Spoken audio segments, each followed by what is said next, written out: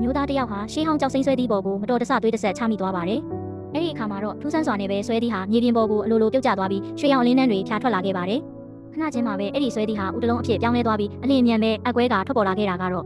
ကံကောင်းခြင်းတွေကိုစောင့်ခြင်းပေးတဲ့ရွှေရောင်နဂါမင်းကြီးပဲဖြစ်ပါတယ်။နောက်တစ်စက္ကန့်မှာတော့အဲ့ဒီနဂါကြီးဟာနဂါသူငယ်လေးအဖြစ်ပြောင်းလဲသွားပြီးအဲ့ဒီလူကို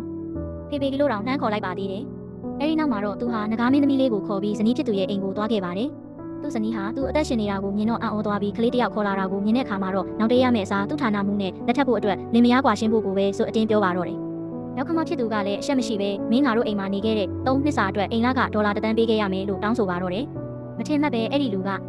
ပြုံးပြုံးလေးပဲသဘောတူလိုက်ပြီးမနှက်ဖြန်ကြရင်အဲ့ဒီငွေကိုလာပေးမယ်လို့ပြောကလှည့်ထွက်သွားခဲ့ပါတယ်။အဲ့ဒီအချိန်မှာပဲနဂါမင်းသမီးလေးရဲ့လက်ဟာနဂါလက်သေးအဖြစ်ပြောင်းလဲသွားပြီးလေထဲမှာတစ်ချက်နှစ်ချက်လောက်ဝေရမ်းလိုက်တာကြောင့်သားမီး2ယောက်စလုံးမျက်နှာမှာဒဏ်ရာတွေရပြီးဆိုဖာပေါ်လဲကျသွားပါတော့တယ်။အဲ့ဒီလူဟာနဂါလေးကိုခေါ်ပြီးဟိုတယ်တစ်ခုမှာတဲခိုခဲ့ပါတယ်။နောက်တနေ့မနေ့နိုးလာတဲ့အခါမှာတော့တစ်ခန်းလုံးဒေါ်လာတွေပြည့်နေတာကိုတွေ့လိုက်ရပါတယ်။နဂါလေးဟာသူ့ဖေဖေပတ်စံလိုနေတာကိုသိလို့တနေရာကနေယူလာပေးတာပါ။သူကနဂါလေးတစ်ခုခုမှားယွင်းလှုပ်ဆောင်ခဲ့တယ်ထင်ပြီးစုဖို့လုပ်နေတော့မှပဲသတင်းတစ်ခုတက်လာပါတယ်။အဲ့ဒါကတော့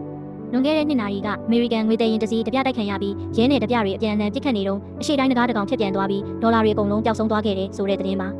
အဲဒီတော့မှသူဟာနဂါလေးကိုအထင်မှားမိတာသိသွားပြီးဒေါ်လာ1 သန်းကိုယူကာသူ့ဇနီးဟောင်းစီသွားပေးပြီးအကျွေးတွေအကုန်ကြေပြီလို့ပြောခဲ့ပါတယ်အဲဒီနောက်မှာတော့သူ့ငွေစားမိဘတွေဆုံးပါသွားပြီဆိုတဲ့ဖုန်းကိုရွာလူကြီးစီကနေလက်ခံရရှိခဲ့ပါတယ်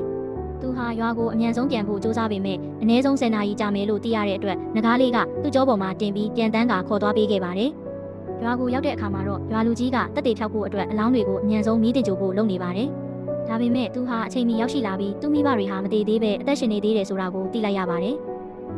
သူတို့ရဲ့ဒဏ်ရာတွေဟာကားအစီးတင်ကြောင့်မဟုတ်ပဲတစုံတစ်ယောက်ကလောက်ကျန်တာဆိုတာကိုသိသွားတဲ့အတွက်အမှန်တရားကိုသိနိုင်ဖို့သူတို့ကိုကယ်တင်ဖို့စူးစမ်းပါတော့တယ်။နဂါလေးကတော့ဒါကစာကလေးချေးလောက်ပါပဲလို့ပြောပြီးသူ့ရဲ့လက်ချောင်းကိုကိုက်ကနဂါသွေးတစ်ဆက်ကိုထုတ်ပြီးငွေစားမိဘတွေရဲ့ကိုယ်ပေါ်ကိုခန့်ပေးလိုက်ပါတော့တယ်။